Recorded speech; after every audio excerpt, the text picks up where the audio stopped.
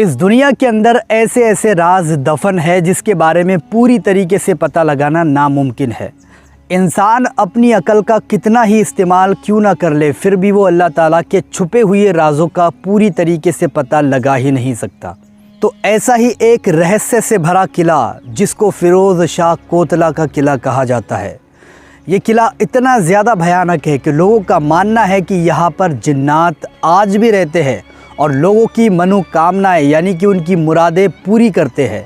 सबसे पहले तो इसके बारे में हमें ये जानना ज़रूरी है कि इसका निर्माण कब हुआ था। कहा जाता है कि सन 1354 के अंदर फ़िरोज़ शाह तुगलक ने इस किले का निर्माण किया था, इस किले को बनवाया था और इसके अंदर अस्पताल, मस्जिद और दवाखाने यानी कि हॉस्पिटल भी बनाए गए थे। लेकिन जैसे जैसे वक्त बीतता गया ये किला पूरी तरीके से खंडर में तब्दील हो गया और खंडर बनकर रह गया।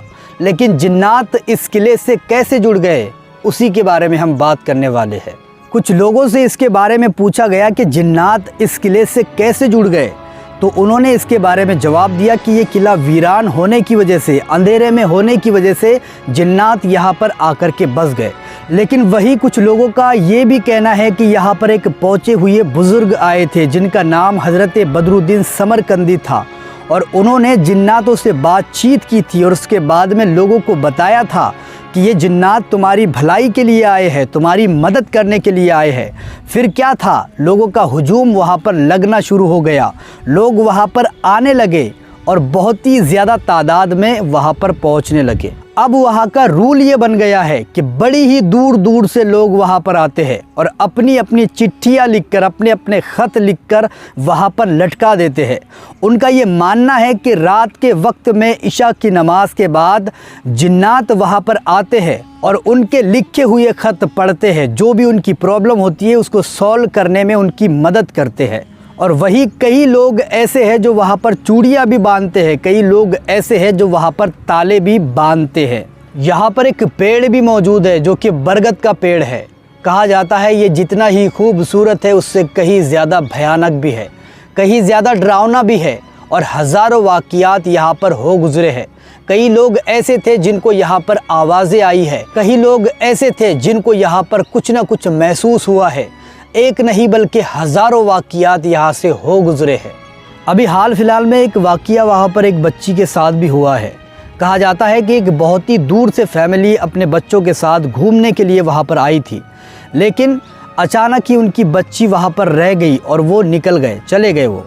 लेकिन आधी रात में उनको याद आई कि कहीं हमने अपनी बच्ची को वहाँ पर तो नहीं छोड़ दिया। बाद में वो वहाँ पर लेने के लिए आए, जब उन्होंने देखा उनकी बच्ची वहाँ पर बैठी हुई थी और उसको लेकर के चले गए। लेकिन कुछ पहुँचे हुए लोगों ने जब उसको देखा, कुछ इमामों ने, कुछ मौलाना लोगों ने, कुछ मौलवियों ने जब उसको देखा तो देखकर ये कहने लगे कि ये बच्ची तुम्हारी नहीं रही है, ये शरीर इसका है लेकिन आत्मा किसी और की है। भलाई इसी में है कि इसको तुम जहाँ से लाए हो वहीं पर ले जा कर के छोड़ दो। अब उन माँ बाप ने अपने दिल पर पत्थर रखा और अपनी बच्ची को उस किले के अंदर जाकर छोड़ आया। ऐसे ही ढेर सारे वाक़ियात उस जगह से जुड़े हुए हैं। लेकिन अब मैं आप पर सवाल छोड़ता हूँ, आपको क्या लगता है, क्या वाकई उस जगह पर जिन्नात आज भी मौजूद है? क्या जिन्नात आज भी वहाँ पर आकर आपकी चिट्ठियाँ पढ़ते हैं, आपके कार्ड पढ़ते हैं, या फिर आपकी मदद करने के लिए जिन्नात वहाँ पर आते हैं? आप मुझे कमेंट करके ज़रूर बताना। अगर ऐसी ही कोई जगह आपकी नज़र में है जहाँ पर जिन और भूत प्रेत ऐसी चीज़ें रहती है और आप चाहते हो कि इसके बारे में वीडियो बने, तो आप हमें कमेंट करके बता सकते हैं। हम इसके बारे में तफसील के साथ वीडियो बनाएंगे। अगर आपको ये वीडियो पसंद आई है तो लाइक, शेयर और सब्सक्राइब ज़रूर करके जाएं।